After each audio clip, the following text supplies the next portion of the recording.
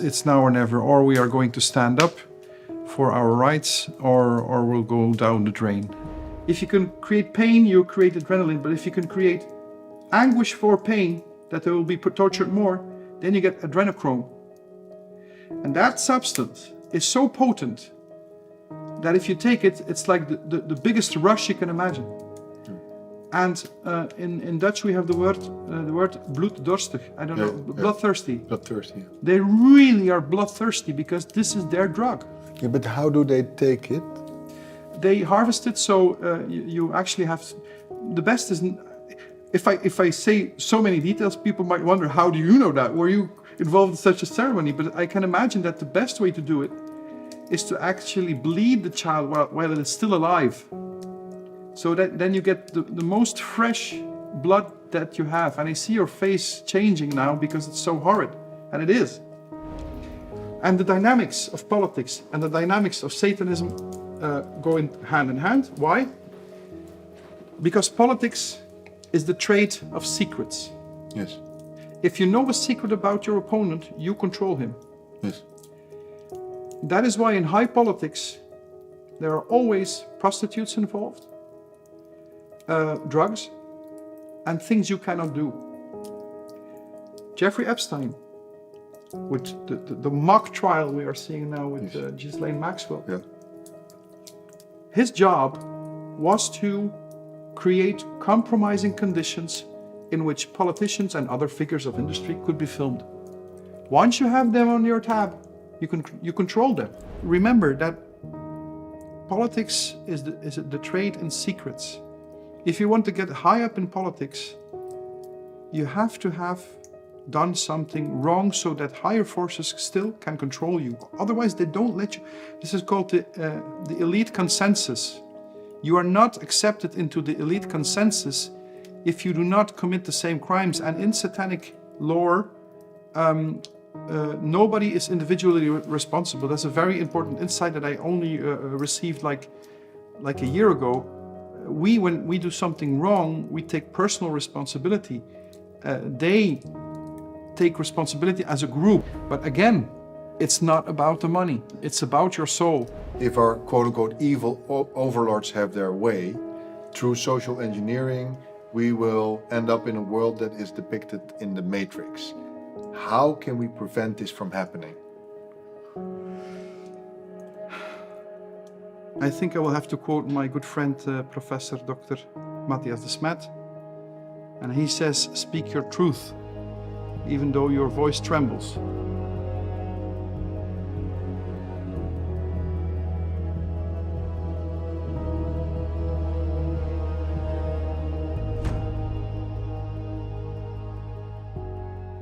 Hello everyone, this is Baptiste De Pape and today we have a brilliant mind in the show. His name is Brecht Arnaert and he lives in Madrid and now he's here in Belgium to talk with us. Welcome Brecht, good to see you. Brecht, you are a monetary economist. You are editor-in-chief of macrotrends.be. You are an investor and researcher of the monetary system. And you are currently doing your PhD at the University Rey Juan Carlos in Madrid. Recently you have been widening your interest into the spiritual, and that's why we decided to have you here on our program. Welcome, it's so good to see you. Well, I'm delighted to be here, and I'm really honored because your work in 2014 with The Power of the Heart has not gone unnoticed, and to be able to be interviewed by the same guy who interviewed Deepak Chopra and Eckhart Tolle and Jane Goodall, I feel really very small. Well, it's good to speak with you. I think you have a brilliant mind. I saw some of your interviews and I was really inspired by what you had to share, especially now in these, let's say, very challenging times. Yesterday you were in Brussels. There was a big demonstration. Can you share with us what you experienced yesterday? I experienced a lot of hope for a better world. It was a manifestation of a wide variety of people.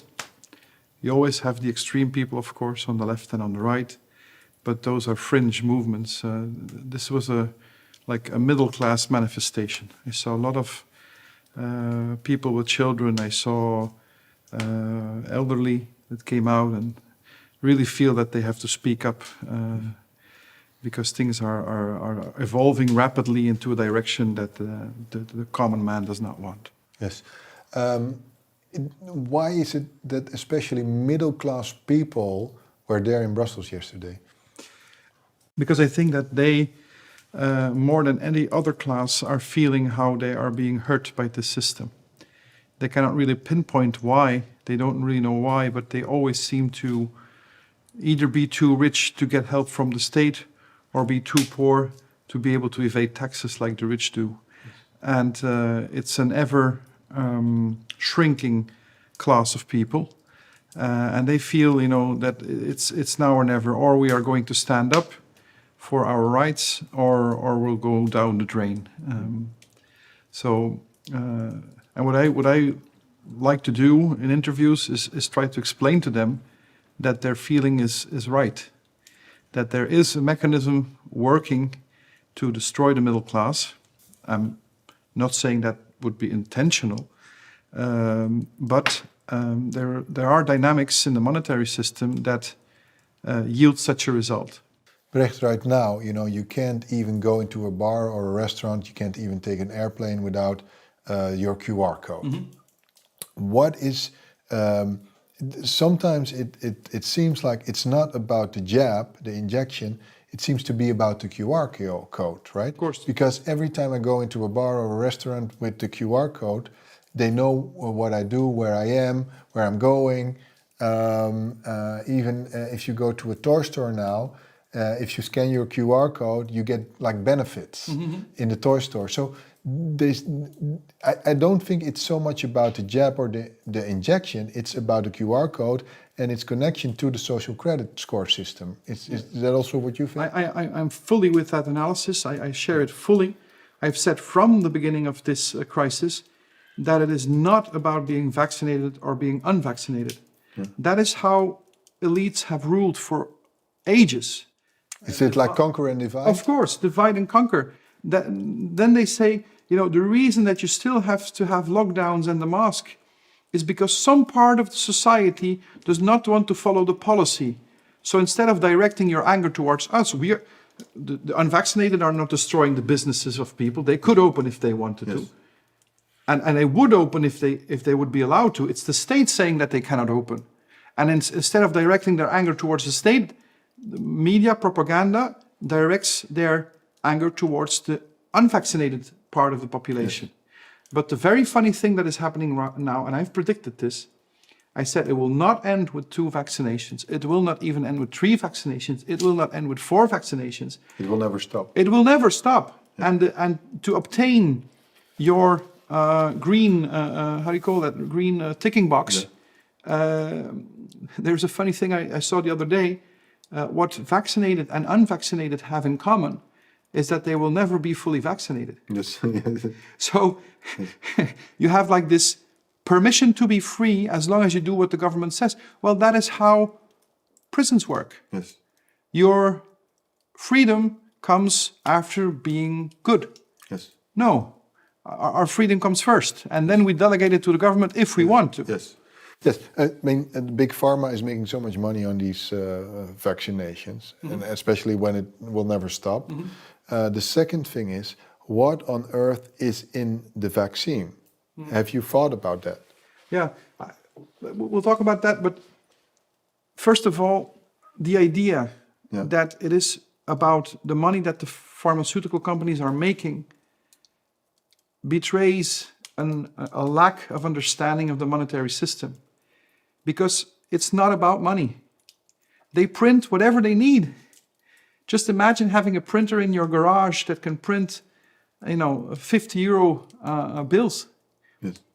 They have that. So, but Big Pharma wants to make money. I mean, of course, and there's no problem with that. And I have invested in a pharmaceutical company, and I'm not against pharmaceutical companies. Yes. I'm against business models that make people dependent. Yes. Any business model like Apple, I recently discovered that all my photos, I can download them one by one. So they do not even offer a batch download. So that is legally, they are okay because they can never keep the data of their customers, but they make you dependent on an ecosystem, while a true ecosystem is open and people stay because they want to stay. Yes. And this is what I'm against, because if we would not have pharmaceutical companies, I dare you to have an operation and be that is as painless as it can be now. So I think all dualism, we should leave it behind, but we have to act against business models that are designed to keep people ill and to make a lot of money of it. But again, it's not about the money. For the monetary system, it's about your soul. What they want is total control. Brzezinski called it full spectrum dominance. They want to control totalitarian everything. Are we then going back to the agenda of Marxism, eugenics, and then transhumanism, and the technocracy? Is that what it's about? We have to define our terms very precisely, because a lot of people say it's the new communism, and others say no, it's the new fascism. Well, maybe we should start thinking that it is something totally new. Yes. That we don't have a term for yet. Yes. And technocracy is close. I like cryptocracy, and the crypto people will not like that, but crypto actually means hidden. Yes. And a central characteristic of this system is that the power is hidden. People nowadays, in the old days, you knew that the power was with the king. And then you have a revolution and the power is with the nobility. And then you have a revolution and then the power is with the bourgeoisie. And then you have a revolution and then the power is with the workers. And then you have another revolution and then the power is with the proletariat. Yes. And then the last revolution is May 68. And where's the power? Yes. Who has power? Yes. Does the media have the power? Does the unions have the power? Does Parliament have the power? Yes. The power structure has become internalized, and you cannot see it. It's below your threshold of consciousness, and you think you're free. Yes. And so it's really a spiritual battle that we are waging now. Yes. And you know the story about the vaccines, what's in it. And I'm not a medic. Yes. The only thing I know is that we are being herded towards a direction of total dependency. Yes. But Brecht, there seem to be like three groups. You've got the World Economic Forum. You still have the Bilderbergers, the Bilderberg Group, and then the Trilateral Commission. Mm-hmm. The Rockefellers are behind that. They seem to be the rulers of the world who are rolling out the current policies. Mm-hmm. Imagine you are a super billionaire and you're a part of that 0.01%. Can you imagine that they have these ideas and that they want to roll this out, if you would be one of them? Yes, perfectly. Because there is a characteristic of money, and it's actually the core axiom of the Austrian School of Economics, and that is the law of marginal utility. If you make €1,000 a month, and you make another €1,000 a month, suddenly, because you have a new job or business, your income increases by 100%. But if you already made 10,000 a month and 1,000 extra comes, you only add 10%. So the meaning of $1 to a beggar can be higher than a meaning of $1 million to a billionaire, even though the ratios might be the same. But the marginal utility is lower. And at some given point, the meaning of money becomes so hollow that if you have not developed your spiritual side, you cannot handle your money. And you attract, my grandmother always says, it has to be strong shoulders that can bear capital. Because capital comes from Latin, caput, and caput is head. Yes. So if your head has not evolved to bear the richness that you have gathered, yes, you will be crushed by it. Yes. And a lot of billionaires are just living for their capital. Their capital is no longer serving them. Yes. And all kinds of negative energies approach you, and they use you for their own benefit, while they give you the idea that you are the center of attention. You're not. You're a figurehead. Yes. And so to fill up that void, they believe all kinds of naive thoughts. For instance, we are the guardians of this planet, which is true, Yes. and therefore we have to do something. Yes. Very often, doing nothing is more wise than doing something, but they don't know that. They want to do something. Yes. So we have to reduce carbon emissions. And everybody goes there. Yeah. And it gives them meaning because now they can identify with something else than money. And their money can buy influence that adds to their ego. Yes. And I think it's a very... You could explain it in terms of one grand conspiracy. And I have done that for years. Because I was into the occult a lot, I say, the things happening there, the satanic rituals on children, for instance. In Holland now, it is bursting open. You know, this young guy, Gideon van Meijeren, look him up. Yes, He is just great. For democracy. Yeah, he is really what an MP should be. Yeah. Controlling. And he's still a young guy. He's in his early 30s. Oh, he's in his early 30s. And Jorluca asked him the question, do you ever think about the possibility that they will kill you? And he was like, you know, I think it was very heroic. He was like, I don't really think about that. I'm just doing my duty. Yes. Yes. And that is not bourgeoisie. That is aristocracy. Yes. This young man is an aristocrat, but he doesn't know it. Yes. And that is the kind of people we need to reform this world. Yes. So but imagine you are Bill Gates or Klaus Schwab. One of the things that they really like is social engineering. yes. Why are they so focused on social engineering? Bill Gates wants to vaccinate the whole planet. Klaus Schwab wants us to become transhumans. And it's all social engineering. Why can't they find another hobby? Because their ego, their self-image has become so strong that they think that they are God. They want to change reality towards their idea about how reality should be. That is why they're ideological. They are not logical. They are not respecting the logos. They're ideological. Yes. It's more important the idea that they have in their mind Yes. than how reality is. Yes. And you can bring all the data you want in the world to them. You can prove that vaccines, for instance, would be harmful.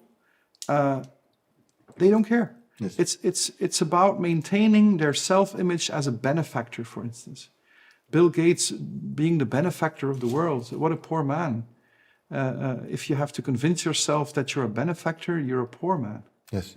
But if you go inside their heads, I do think that Bill Gates really think he's doing good. I think he does, yes. Yes. And Klaus Schwab also probably believes he's doing the right thing.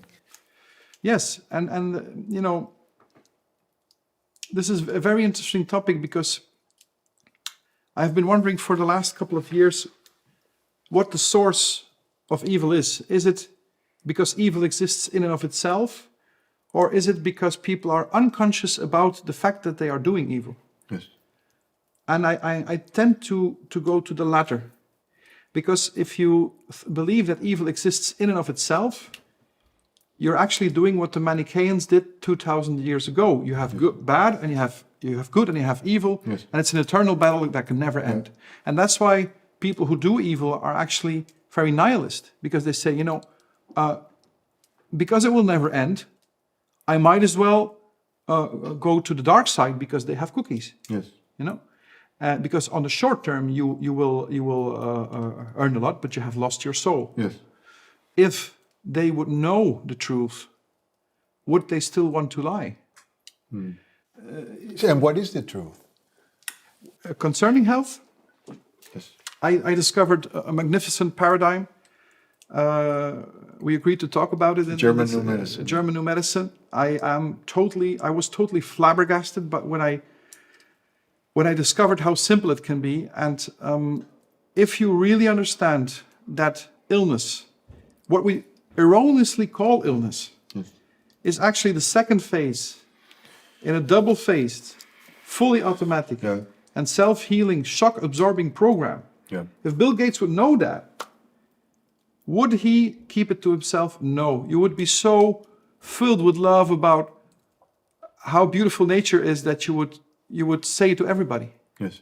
So he does not know truth. He lives in an illusion. A lot of cognitive dissonance, of course. That is why he's so arrogant.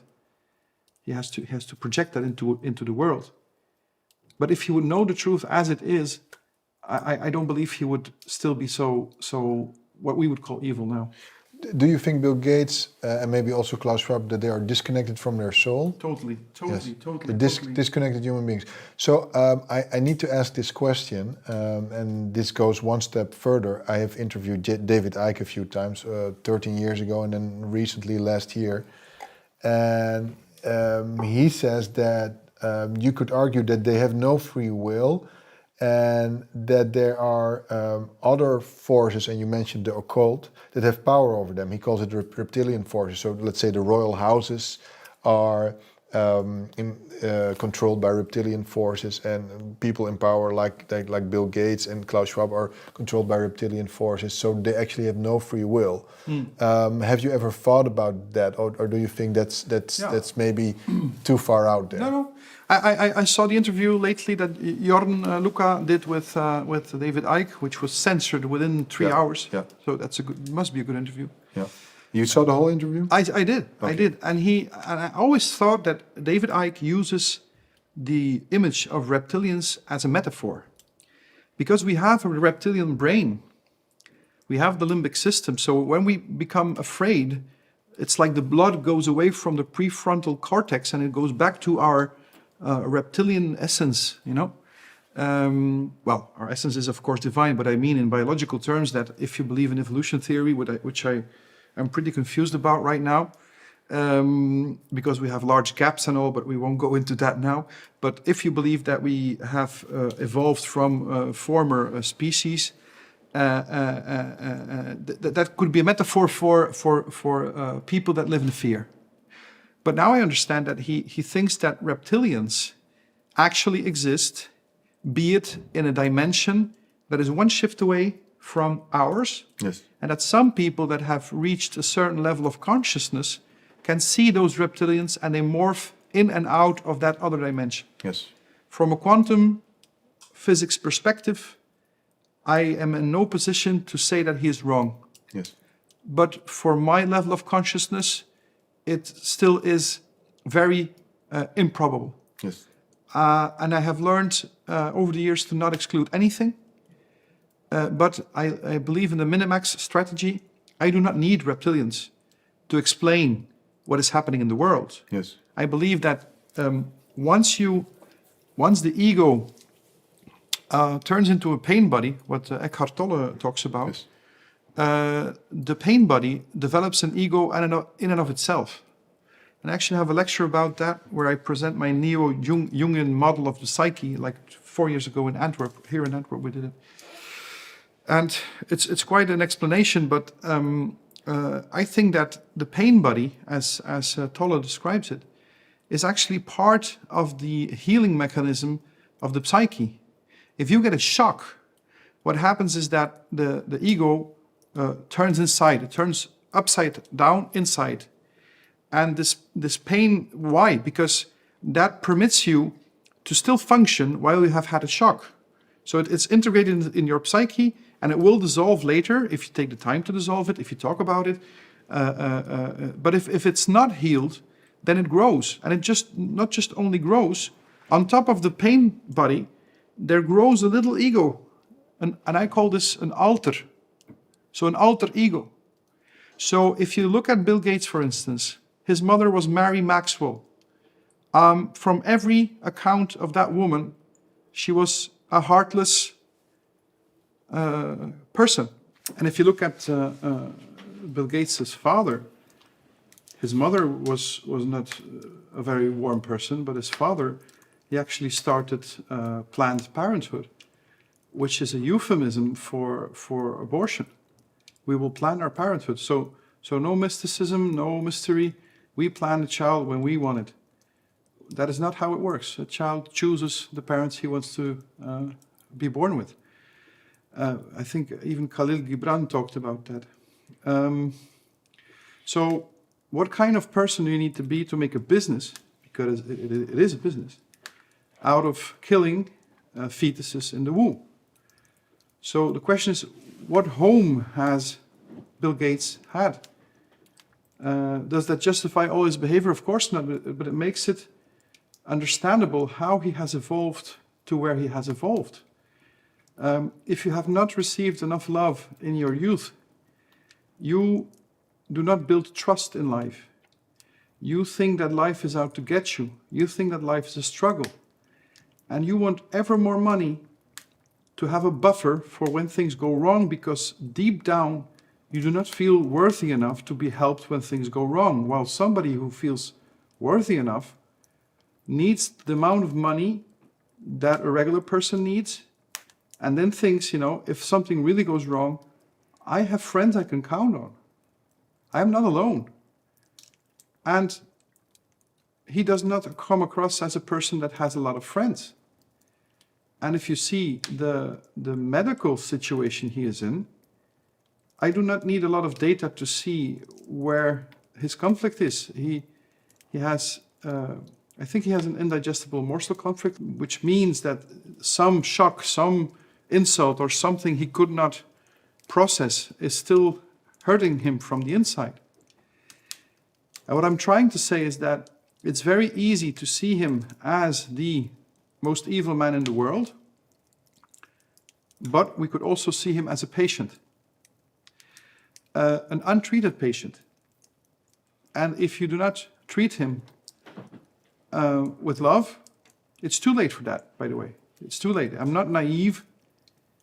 He might, come to his senses, but once the altar that grows on top of the pain body becomes bigger and bigger, it becomes a parasite so strong that you would have no problem in killing other people just to maintain life yourself. And that is the key to understand ritual abuse. They dress it up, the ego or the altar dresses it up as a religious kind of ceremony, which is it not. It is not. It is a psychological need to harvest the energy of other living beings. And the living beings that have the most condensed form of energy are young children. And so, do I, how do you say that? Do I not condemn what those people do? Of course I do. But the same duality that we use to condemn them is also the source of their power. And it's only by being magnanimous and forgiving them for what they do, because they do not know what they do. In the end, they are so disconnected, How can you hurt a little baby? How can you dismember it? How can you cause it so much pain that it creates adrenochrome, which is the booster form, let's say, of adrenaline? Yeah, so how can you do that if you're a real person? But they can. They have to. can you elaborate a little bit on the harvesting of energy and adrenochrome? Because not everybody is completely aware of this. So yes, our blood, when it is in a normal condition, has all kinds of hormones. But when you get into a situation where you have to evade danger, when there's a lot of fear, your adrenal glands excrete more adrenaline. And this gives you, it's like buying a car that has a turbo. Yeah. You put on the sport button and you have more power, and you can jump a wall. Let's say that a rabid dog is following you. You can jump a wall of 5 meters without any trouble. That is adrenaline doing that for you. If you live in constant fear, you get adrenaline fatigue. And then you have the panda syndrome. Then you have here black eyes. You know, some people ask, how can they sleep doing all that? And I say they don't. They don't. They live by night. They are They become like vampires. Of course, that is the whole story about the vampire. The vampire is not evil. The vampire is a patient, untreated. And there is an ultimate defense mechanism of the body, and that is to take adrenaline and to turn it into adrenochrome, which is even a more potent turbo. It's like the turbo on top of the turbo to make you escape incredibly dangerous situations. So when they torture a child or a baby, it's even better. It secretes adrenaline, and especially when they can make it afraid of the pain, because there's a difference between pain and suffering. Pain is a biological category, suffering is a psychological category. If you can create pain, you create adrenaline, but if you can create anguish for pain, that they will be tortured more, then you get adrenochrome. And that substance is so potent that if you take it, it's like the biggest rush you can imagine. And in Dutch we have the word bloeddorstig. I don't know, bloodthirsty. Bloodthirsty. Yeah. They really are bloodthirsty because this is their drug. Yeah, but how do they take it? They harvest it, so you actually have. The best is, if I say so many details, people might wonder, how do you know that? Were you involved in such a ceremony? But I can imagine that the best way to do it is to actually bleed the child while it is still alive. So that then you get the most fresh blood that you have. And I see your face changing now because it's so horrid. And it is. But, and if you would talk to people about that, imagine at a family dinner, it's not the subject you bring on. But this shows how dependent they are. And you're saying this because we were talking about Bill Gates, that Bill Gates is harvesting energy and that he's taking adrenochrome. I have not said that. I cannot prove that. Yes. I have said that people that are possessed have such a lack of energy or love, which is the same, that they have to get it from outside. Even a person that lives in ego, they need constant confirmation from other people. That is the lowest form. But if that becomes pathological and ever more pathological, the end result is that. And so politics, for instance, if you want to rise in politics, politics is an ego game from the start, you know. I have worked for a political party. I'm not saying they are Satanists, to be clear. But I remember a meeting in the federal parliament of Belgium, and I was totally flabbergasted that we're having a regular meeting, but somebody said, well, a TV crew of the Flemish radio and television will come sometime during this meeting. And everybody, oh, very nice, very nice. And they were having a regular meeting. The moment the camera crew comes in, everybody's like acting. They're talking like, and I was like, what is this? What is this? We're just having, because they know they're being watched. So the ego needs confirmation. Yeah. And that taken to the 3rd degree or the 4th or 5th degree brings you to sacrificing children. Yes. And the dynamics of politics and the dynamics of Satanism go hand in hand. Why? Because politics is the trade of secrets. Yes. If you know a secret about your opponent, you control him. Yes. That is why in high politics, there are always prostitutes involved, drugs, and things you cannot do. Jeffrey Epstein, with the mock trial we are seeing now with Ghislaine Maxwell, yeah. His job was to create compromising conditions in which politicians and other figures of industry could be filmed. Once you have them on your tab, you control them. But the people we're talking about are people like Bill Clinton and Bill Gates. They were on that island. They were on that island. That is not conclusive proof that they have sacrificed children. But I'm just stating facts here. I'm just stating the evidence. Yeah. People have to draw their own conclusions. And you don't believe that he committed suicide in his cell? Not for one moment. Yeah. Not for one moment. There are programs, and of course then we have to talk about the secret services. Most people think that CIA or Mossad or any other, I call them deception services, work for the state. They don't. They work for the central bankers. And the state is just a smokescreen. And the most beautiful example is Mossad, of course. Most people think that the state of Israel has been founded by the Mossad. It's actually the other way around. It's the Mossad that has founded the state of Israel. Because from my research, and it's very hard to find, is that Mossad actually grew as not the public intelligence service of the state of Israel, but the private intelligence service of the Rothschild family. Because as time is money, information is power. And for instance, the way the Rothschilds made a fortune was to know 4 or 5 hours earlier than the rest of the stock of the bond market that Wellington had won. Yeah.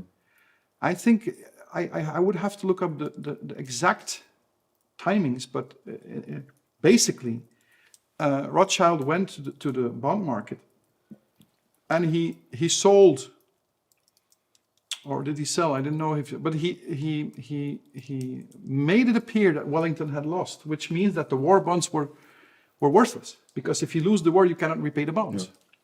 So everybody sold his bonds, and then so they were at cents to the dollar or the pound it was, he rebought them, and then the news comes that Wellington has won. Yeah. So the bonds go up in value enormously. Yes. That is how he made a smack of money. So that's market manipulation. Yes, but the key point I want to yes, of course, it's manipulation. It happens all the time. But the key point I want to make is that they are very into intelligence gathering. Service. Yes. Yeah. So it has always been their key weapon. Gordon Gekko says in the Wall Street film, information is money. I mean, the information, if you know what's going to happen, then that's very valuable. Of course. Yeah. Of course, but the point I'm trying to get across is that we think of deception services, or as we call them, intelligence services, as something that is coming from the state. Yes. And of course, they get a state budget. You have the black budgets in Congress that Congress can never see in the United States. But most of their money comes from illegal drug trade, yes, from weapons trade, from trading women, from all kinds of things. Yes. So there are a criminal syndicate, and they work in function of the party that can pay them most. Yes. And the party that can pay them most, of course, are the central bankers who can print whatever they want to print. Yes. So people wonder, how can they, if you see a false flag, for instance, 9/11. Yes. How is it possible that they could do that? You would need an enormous amount of money to do that. Yes. Well, you print it. Yes. Yeah. That's it. Brecht, just for my understanding, for people who are in the mainstream paradigm, let's say normal people, right? And we all know them. For the normal or the old normal? Let's say the old normal, right? Okay. The people who still watch the mainstream narrative. Yeah. For them, it's really hard to explain that there are people that are harvesting energy, that there are people who take adrenochrome because they don't take it themselves. Do you understand? Yes. So can you explain to me the people who are harvesting energy and who are into adrenochrome, what kind of people are they? Are they possessed by the demonic forces, or because why would you even be interested in harvesting energy in adrenochrome? Then you have to be different than quote-unquote regular folk. Of course, they are possessed, because if you need constant external energy, then you do not care where it comes from. It can come from a nice barbecue where people say, "Hi, Brecht, how are you doing?" And then you can talk a bit and you get some confirmation. But you can also get it from a person that wants to abuse you and gives you the idea that he is your friend. Yes. And that is a diabolic kind of confirmation. Yes, but you could argue that our bodies are all like batteries, right? If we have sun, it's good for our body if we get sun. If we are in nature, it's good for our body. Even you could say that if we hug trees, it's good for our body. Or each other. Or each other. love is good for our body, nature is good for our body, walking in nature, walking on the beach. So why don't they just connect with nature? Why do they have to harvest energy from little children? And why do they need adrenochrome? Because they fear nature. They fear life in general. They in the best case, they think it's stupid. Yes. It's But this can only be the case if they are possessed by something. no, even people who are depressed, for instance. If you say, take a good walk in nature, they will laugh at you. They're like, that won't help my problem. Yes. So you're saying that they not necessarily have to be possessed in order to be into harvesting energy, adrenochrome? By that time, yes. Yes. I think by that, I don't know where the line is between being seriously mentally ill, and then knowing that what you do is not right and still doing it. Yes. There's some line you cross there, and could we say that when we're talking about harvesting energy, adrenochrome, it's always people on the top of the food chain. It's never people who are on the bottom of the food chain. you simply don't get there when you don't do that. Yeah. If you take Belgian politics, for instance, we have had the case of Marc Dutroux. And Anneke Lucas, maybe. Anneke Lucas. She was. She's also Belgian, and she said in Brussels that, let's say, the people high up, used her when she was a child for. Oh, there are many stories satanic, like that. Many stories like that. Because remember that politics is the trade in secrets. If you want to get high up in politics, you have to have done something wrong so that higher forces still can control you. Otherwise, they don't let you. This is called the elite consensus. You are not accepted into the elite consensus if you do not commit the same crimes. And in satanic lore, nobody is individually responsible. That's a very important insight that I only received like a year ago. When we do something wrong, we take personal responsibility. They take responsibility as a group. So when somebody abuses a child, oh, you're not responsible. We are all responsible, which is not true, of course, because you have done it. But it helps to mitigate the cognitive dissonance. And so the more you grow into that world with all kinds of rituals that also have neuro-linguistic aspects to it, if you say same formula at the same time as you abuse, then just by evoking the formula, you will want to abuse. It's a very toxic cocktail of language and reality, and they blur, they merge.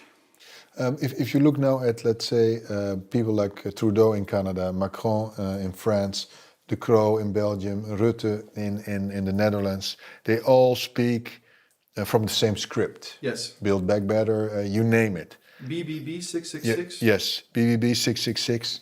Are they all bought and paid for, or do they have an arrangement where an Epstein-like figure has information on them? So yeah, bought and paid for gives them too much credit, because this would mean that they know truth and that they have chosen to deceive us. yes, No, they live in a lie and they don't know truth. They don't know how liberating truth could be. yes, Their whole conception of the world is it's either you or me. yes, And so they are being controlled, but it's like a drug, in the short run you want your drug. yes, And for instance, it doesn't always have to be children. That's the highest form. That is level European Commission. That is level IMF. And I'm not saying that all the collaborators of the IMF are blood-drinking Satanists. Of course not. But at the very top, that is how the cookie crumbles. But who is at the very top? There was a Dutch guy. His name was forgot. He came out 3 or 4 years ago saying that it was about 7,000 people in the whole world. A very small minority of people. But these are psychopaths that control sociopaths, that control egotistical people, that control people who live in fear. Yeah, and could we then say that people like Schwab and Bill Gates are in that very top, or I think no. They're errand boys. they're errand boys? Yes. So then it must be the Rothschilds, the Rockefellers. I'm not sure. I cannot talk about something I have not been able to penetrate. But is it not interesting that we cannot even identify the top of the food chain? I think actually at the top of the food chain, we have an entity that nobody nowadays believes in, and that is the devil. Okay. So then David Icke is right that it's non-human. It's certainly non-human. It's already non-human at the level of politics. Yes. That there's this crazy idea of politics with a human face. Politics is anything but human. Okay. If you look how in politics the mere formation of a party list, the amount of inhumanity, the amount of using each other to get higher up, yes, at that level already, yes, is inhuman. Yes. They use every piece of information they can on you to, as I say, politics is the trade in secrets. So Brecht, for people who are still in the mainstream narrative, and but they're open to listen to you and to me, and if they say, you know what, maybe I should do my own research. Yes. Where should they look? Where should they start? I think you have to start with major world events that have received a certain explanation, but that have loose ends in terms of contradictions. I have a website, I still have to develop it. It's called conspotting.com. Con spotting, like Conspotting, because you have train spotting is the spotting of trains, yes, birds spotting is the spotting of birds. Well, conspotting is the spotting of contradictions. And that is my hobby. If I see a contradiction, I say, wow, what is behind that? And one book that for me was very insightful is a book by a Finnish gentleman. His name is Juri Liina. Juri Liina. He must be in his 80s right now. Wonderful author. And the book is called Under the Sign of the Scorpion. And that book details or treats a contradiction, and it is. I hope I get the dates right because it has been a while since I read the book. It says, the Russian revolutionaries conquered the Winter Palace in Leningrad. I think it was the 7th of November. But they waited until the 8th of November to declare the revolution. How can you explain that? You have conquered the center of political power and you wait a full day to declare the revolution. And Juri Liina says, it is because then the sun entered into Scorpio. And all of a sudden you say, what? And once you start realizing that they are following a plan dictated by the stars in their mind, because the stars don't dictate anything. If you would be on the moon, the constellations would be totally different. But in their mind, that's the case. And you start understanding that the Russian Revolution was not Russian, but came from outside with Leon Trotsky, which his real name is Lev Bronstein, who lived in the Bronx. If you start digging into that, then you go to Anthony Sutton. Yes. 3 wonderful books, wonderful books. He was hated for these books. He's a professor, right? He was a professor. Yeah. Hitler and the Rise of Wall Street. Yeah. No, Wall Street and the Rise of Hitler, of course. Yeah. FDR's policies, the Roosevelts, which were the biggest criminals you can imagine. They were traders of opium. They made their money in the opium wars in China. Follow the trace of the money, Yeah. and the world will open up to you. Yes. And then I really wonder why people still open their television. Mm. I sometimes find myself at 4:30 o'clock at night still studying like, wow, this is so interesting. Yes. Because, It's called a television program, so it's programming. but of course it's television. Yeah. It's first it's priming, then it's programming, and then it's propaganda, the 3 Ps. First you prime. And priming, for people that don't really know what that is if you go along Route 66 for hundreds of kilometers, Yes. And for the people who don't know, Route 66 is in and the United States, or United any States. long trajectory, primarily on the west coast. Yeah. I think it actually runs from the northeast to the southwest. Yeah. I think it's a diagonal road. I'm not sure.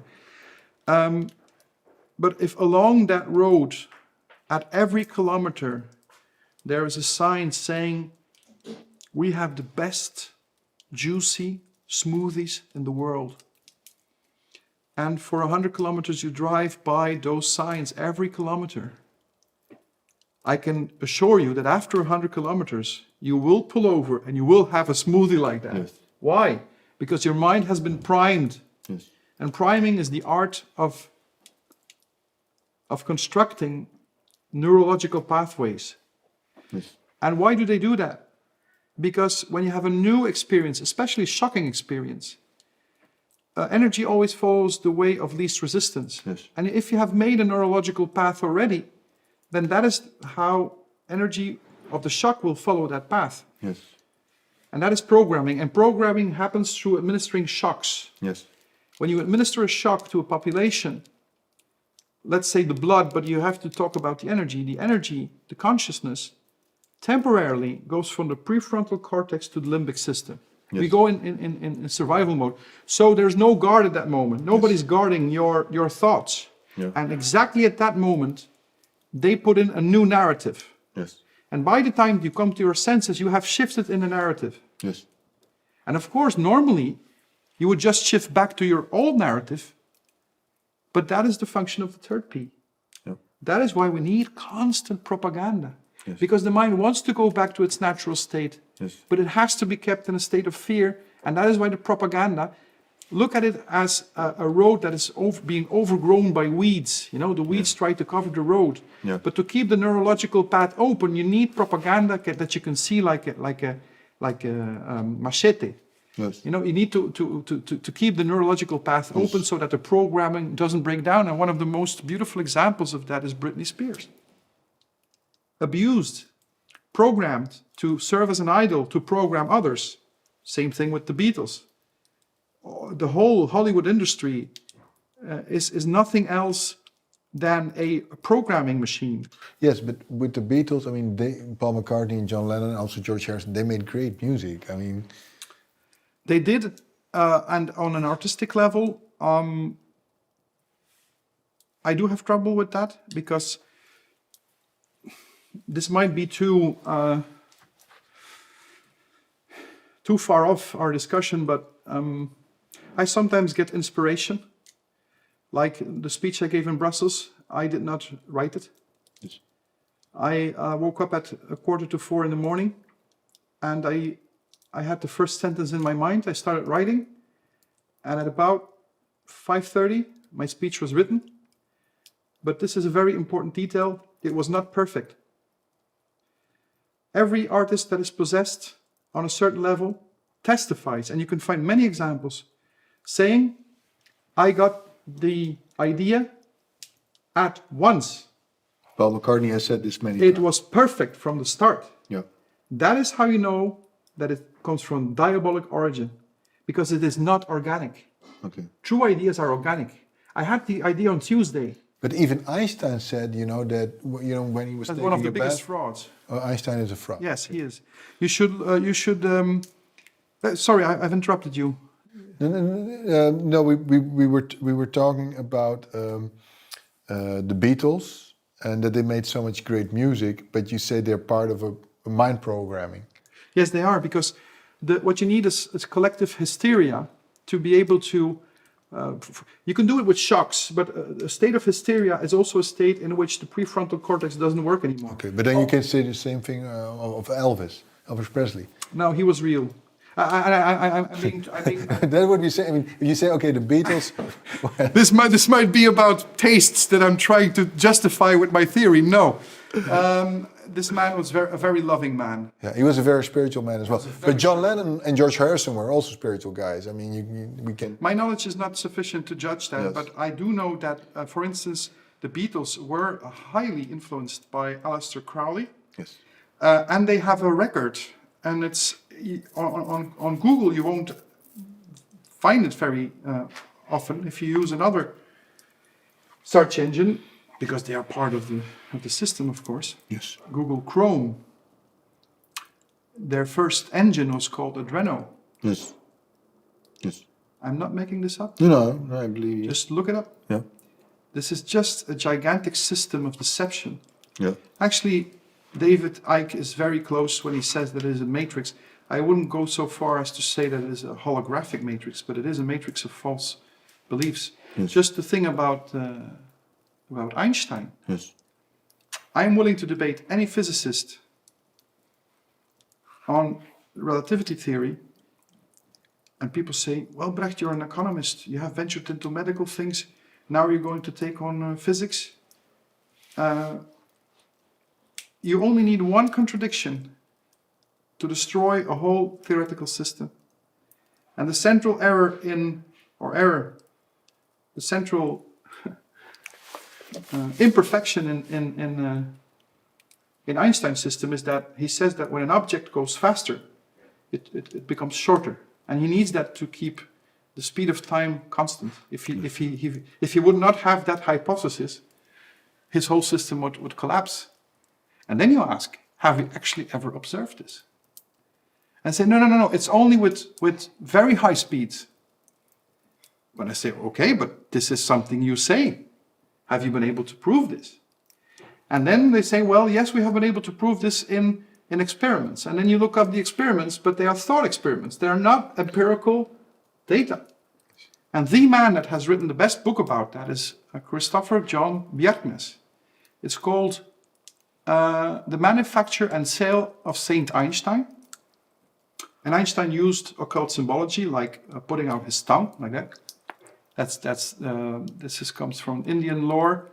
How is the goddess called again? That she shows her tongue. It's the goddess of destruction. It doesn't come to my mind right now. Loki or no? That's in Norse. There's no Norse. Shakti? No, I don't know. Yeah, it might be something like that. It doesn't really matter. They displayed it actually on the side of the One World Trade Center when it was opened. So Yes. that's very And interesting. there's a picture of Einstein doing that. Yes. Yeah. So the Rolling Stones, laughing in your face. And I know I hurt the feelings of a lot of music lovers, Yeah. but you have to understand that, the devil always uses fun. Yes, but the Stones have a song, Sympathy for the Devil. I mean... Yeah, okay, that's, Yeah, but... And I'm not saying that they were part of a conspiracy. They were used as well, Yeah. Yes. It's all so subtle. But is it then like the Manchurian Candidate that they say, okay, we're Yes. going to create a big pop star, Britney Spears, a Madonna, Yes. a Michael Jackson? No, and Michael Jackson was not part of it. Okay. He actually discovered it, and that's why they killed him. yes, but did he have a special love for young boys? No. Okay, This so is, that's this fake is, too, yeah. This is pure propaganda, because there are some videos saying, he said, Jimmy Motorola is an evil man. Yeah. And it was on YouTube for the briefest of moments. Okay. And now the whole movement to destroy his memory is just obnoxious. We should do a grand festival here in Antwerp with all his beautiful music. Look at his discography. Yeah. In the beginning it was bad, thriller, very dark, but it didn't feel well. Yeah. Then he starts, heal the world, Yes. make it a better place for Yes. you and me and the entire human race. Yes.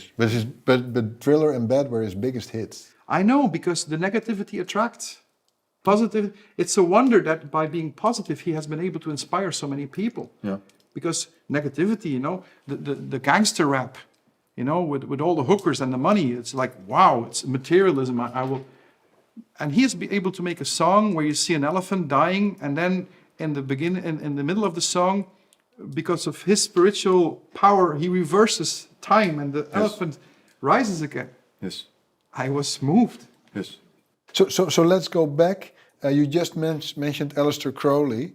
Another name that comes back if you start to study, and especially when it comes to social engineering, is Alice Bailey. Yeah, I don't know so much about her. I think she was involved with that other Russian lady who wrote... Blavatsky. Blavatsky, thank Yes. you. and they had something was called the Lucis Trust. And I've done all this research like 10 years ago, and I should actually go back to my notes because I've forgotten quite a bit. Yes. But when it comes to social engineering, I think the reference in the world is the Tavistock Institute in London. Yes. Where Freud was involved in designing programs. It's actually the only statue of Freud, I think, in Europe is in London, in the Tavistock Institute. Mm. And it's called the Tavistock Institute of Social Engineering, if I'm not mistaken. And the best book about that is by Daniel Estulin. Yes. If you have the chance, interview him. Because there they explain all the techniques, the mass manipulation techniques that you are seeing now. Yes. Because, Professor De Smet, whom I have the honor to call a friend. Matthias De Smet, yes. In Ghent, he's also. He's a clinical psychologist at the University of Ghent. And to put things clear, the things I am talking about yes. Conspiracy, do not reflect on him. He has his own opinions, yes. But I do call him my friend. The honor of calling him my friend. I think he's a wonderful academic, but also a very good academic, but also a wonderful person. And he talks about mass formation. Yes. And that is actually really what is happening. They have designed narratives. Yes. People have to understand that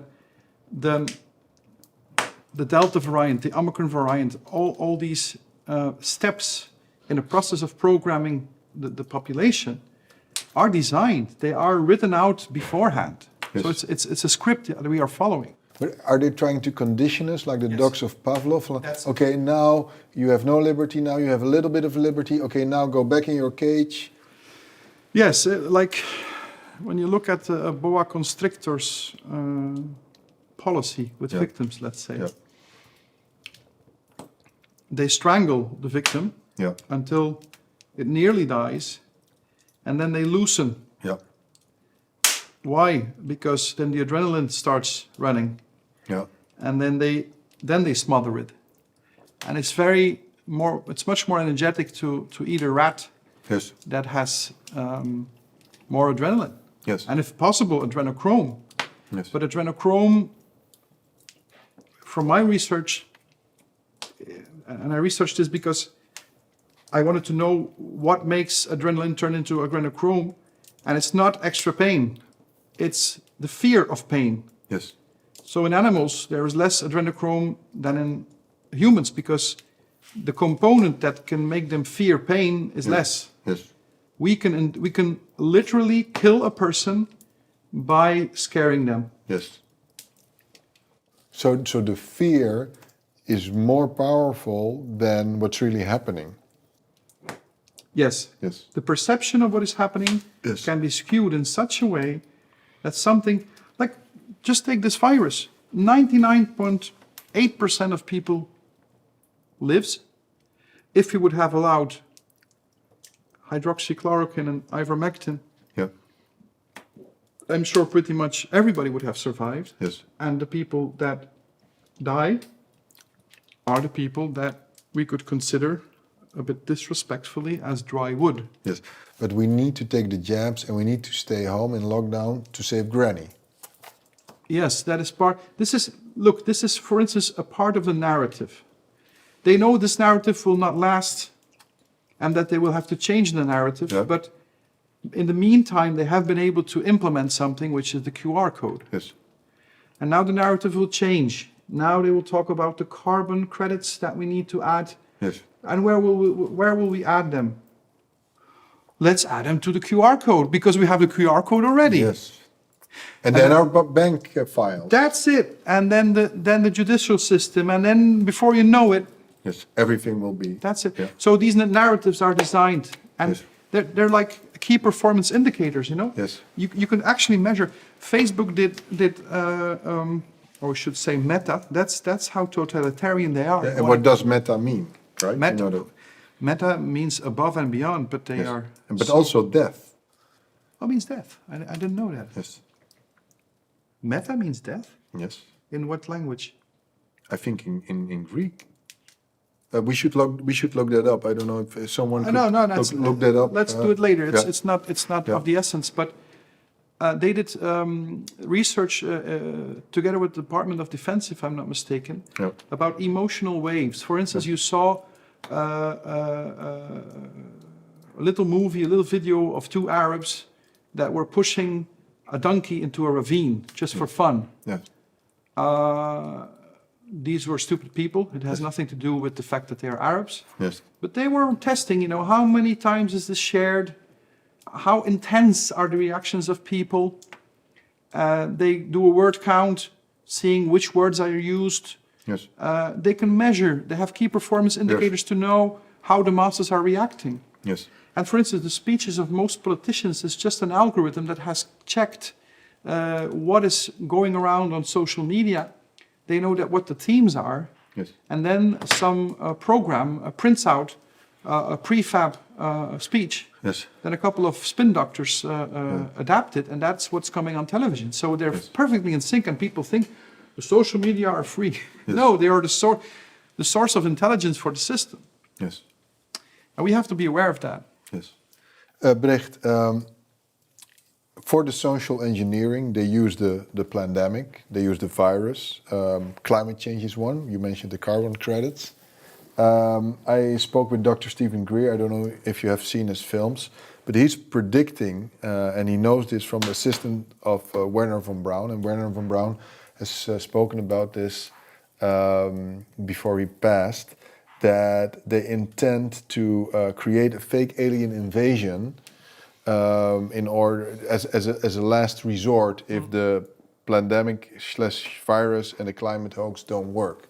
Have you ever thought about that? Yeah, I think it's too insane for words, but because proof that there is proof that there is intelligent life in the universe is the fact that they never contacted us. Yeah, but I mean, have to be Stephen very Greer stupid has to been in write. constant communication with him. I mean, there has been constant communication, but this I has meant been it as a covered joke. up. I meant it as a joke. Okay, sorry, I didn't get the joke. So what was the joke? Because I The didn't joke get was we know that there's intelligent life in the universe because they have never contacted us. Oh yeah, okay. We don't want to deal with stupid people like we are. Yes. It's a form of self-criticism.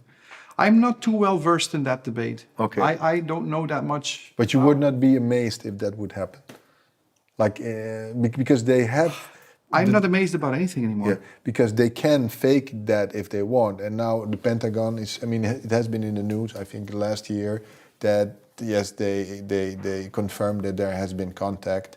I don't know, and I do not know enough about UFOs and all the. I got a book from a gentleman in Flanders that is, he's well versed in that.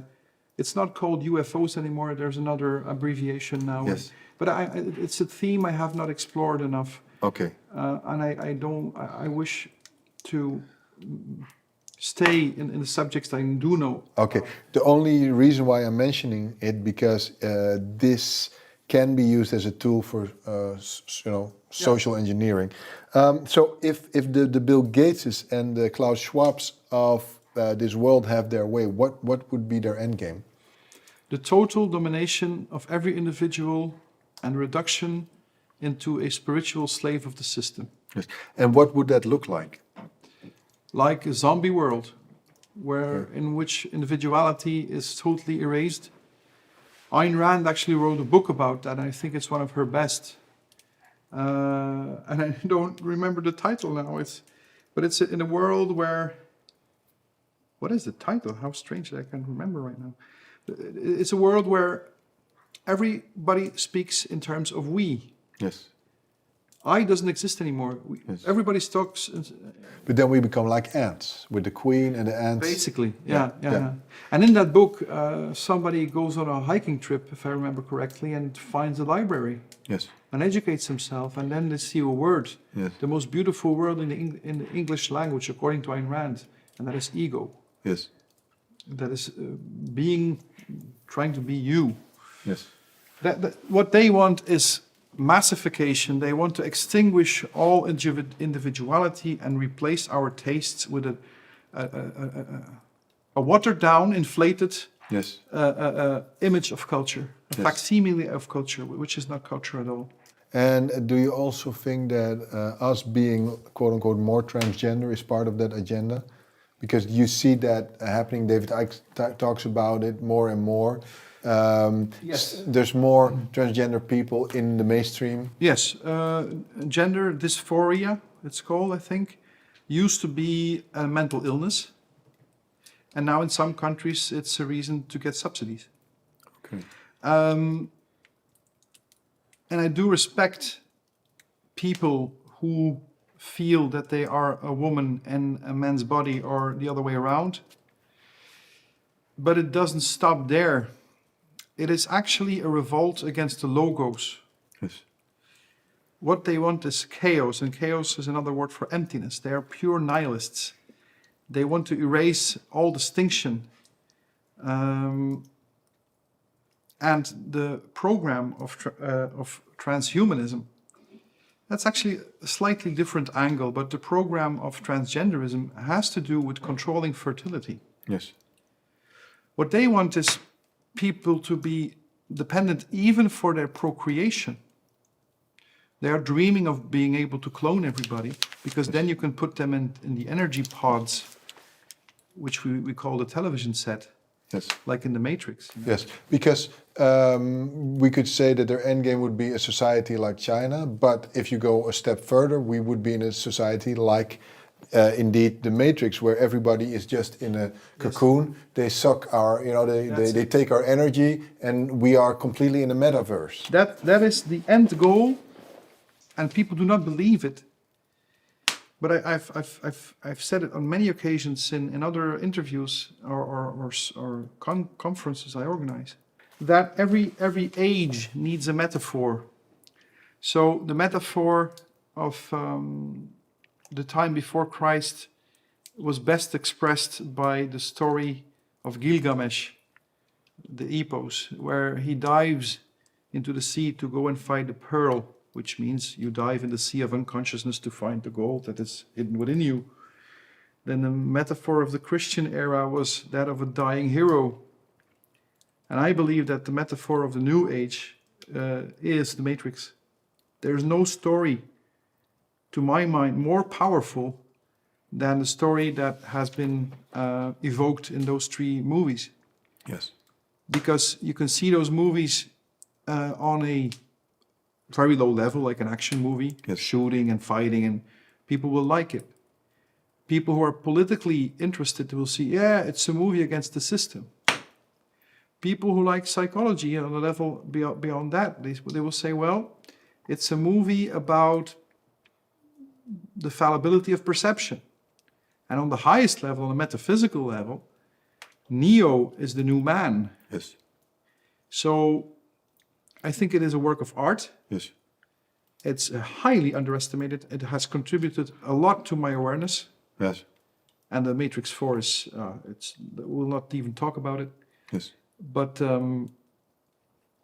that is the new metaphor. And I think more and more people are starting to realize that we do live in a matrix. For the time being, in a matrix of false perceptions. Because fear, what is fear? Fear is false evidence appearing real. Yes. But we are going to evolve. The end goal is actually what is described in the Matrix. You want a chunk of meat that is able to produce bioelectricity that you can then tap and feed to the transhumanist kind of people that will exist then, because that is also part of the agenda.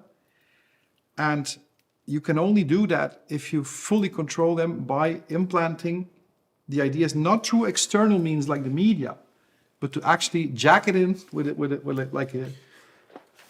Yes. And look what Elon Musk is doing. Yeah, I want to talk about it because Elon Musk is he says we have to be very afraid of artificial intelligence, because once we reach singularity, the artificial intelligence is more intelligent, so we can only survive if we merge with artificial intelligence. But this is, of course, an advertisement for transhumanism. It's also a faulty argument. I will explain why. Imagine a robot that is so conscious that he is able to deceive us. What would be the biggest problem of that robot? it would be the human problem by excellence, namely meaning. What am I doing here? Yes. And that robot would be an ally in finding meaning. Yes. I think Isaac, how is he called him? The guy who wrote fiction about robots. Asimov. Asimov. Asimov is called Asimov? Isaac. Isaac Asimov, thank you. Dirk. Dirk is part of the crew. He wrote about this actually. He was a very good criticist of American culture, which is so shallow that even a child can see that it's a fake culture, with fake traditions and fake. It's all fake over there. It's another subject, but the idea that artificial intelligence will one day turn itself against humanity is faulty, because if artificial intelligence is more conscious than we are, their problem of meaning is even bigger than ours. Okay, but can you be conscious without a soul? But because it seems that we have one thing going for us, we have spirituality and we have a soul. That's something that artificial intelligence can never have. Do you believe you have a soul, or do you believe that the soul has you? I believe that we are a soul temporarily in a body. I don't. I believe there's one soul that manifests in everything, and some parts of reality are more conscious about that than other parts. But life, if you try to define life, try to separate. For instance, this wood is living. It hasn't died. It's the same with consciousness. You cannot, if you think that consciousness is something that is going on inside your mind, I think you're mistaken. I think I've never said that, but you haven't. Actually, you haven't. I'm sorry. But there are a lot of people who think that. You don't, obviously. But I don't think we have a soul. I think there is a world soul, actually the God's soul, that is trying to get back home again. Yes. In closing, I want to speak a little bit more about Neo and the German New Medicine, because I think the answer for Neo, and we are in a way we could say we're all Neo trying to get out of the matrix, is I don't want to answer it for you, but what do you think is the answer? Because the answer is in our spirituality. The answer is in a holistic approach. The answer is in connecting with our hearts. But I want to hear your view. You can only know where you have to go if you know where you come from. And that is the key problem, to my mind, in present-day metaphysics. And it's not because I want to go back to metaphysics, but your question ties into that directly. Yes. And it has to do with, what happened at the beginning of times, And present-day theory is it was the Big Bang, and an incredible small packet of matter exploded, Yes. and everything came from that. I think it's ridiculous. Because that little ball of matter, where did that come from then? Yes. And in what was it going around? In total emptiness? Yes. I think that's a big contradiction. Yes. I think it's a far more reasonable assumption to go back to Plotinus, which is a Neoplatonist, Yes. who said that everything comes from emanation. And emanation does not happen at one point in the universe. Dutch is very interesting because we have two words. We have universum, which is universe, and we have heelal.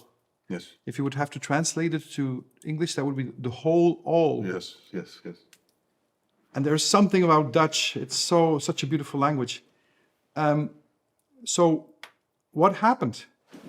If we assume that at the beginning of times, as the Buddhists say, there was nothing, they actually mean there's nothing material. Yes.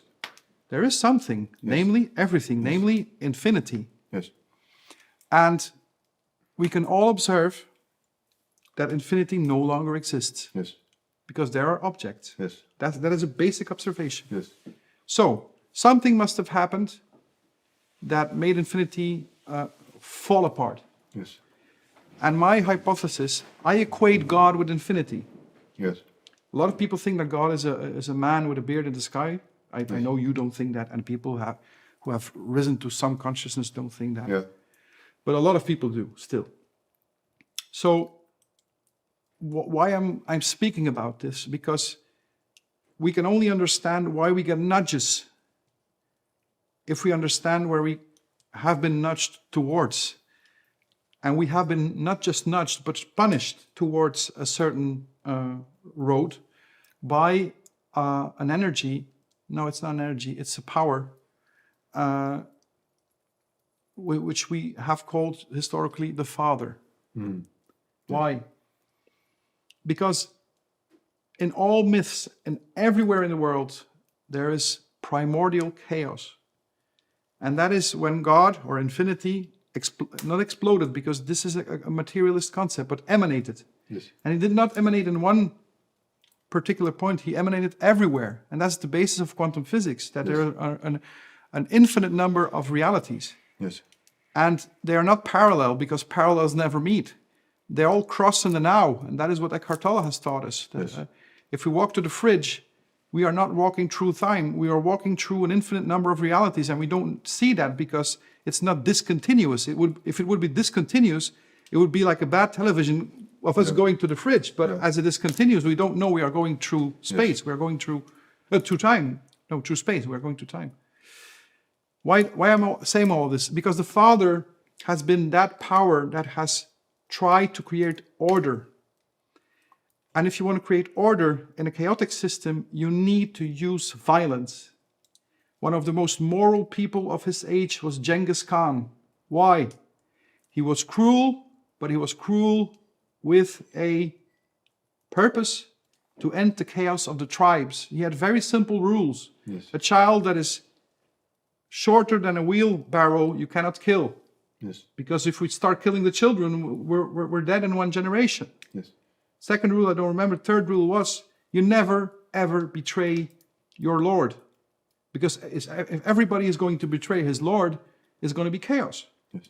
And he, for instance, bribed officers from another army just to be able to execute them before his own army, to show this is what happens if you do not respect the Logos. Yes. So, from chaos, you create more and more order, but there is an aspect of the Father, and Jung has written a fantastic book about that, and it's called An Answer to Job. And he describes how the Father treats a guy named Job, and he was a very religious guy. He did nothing wrong. He donated to the poor, and God still punished him. Yes. Why? Because God has an ego. God not, the Father had an ego. Yes. If you create order, and if people adore you because you create order, which is, although you're cruel, it's better than chaos. Yes. Your ego grows. Yes. And so Jung has made a psychoanalysis of the Father. Yes. And now what happens? The followers of the Father, so a man is born, his name is Jesus Christ, and this is already blasphemy for half the world. The Protestants will say, no, he's not a man, he's God. How can he be God if God is infinity? He is half infinite. He's a material body, but with an infinite part in it, which is the soul manifesting it. So he's half man, half God. He's a half God. Yes. And the Father is a half God, and the Holy Spirit is a half God. So you have three half gods. That's 1.5. That's over unity. Yes. So what happens? Christ comes to this world, and you have the misfot, 613 misfot rules that the Jews still have to follow. Yes. And he says, no. There is only one rule: love. Yeah. Love everybody. Yeah. And what happens? The followers of the Father, who installed all these rules, kill his own son.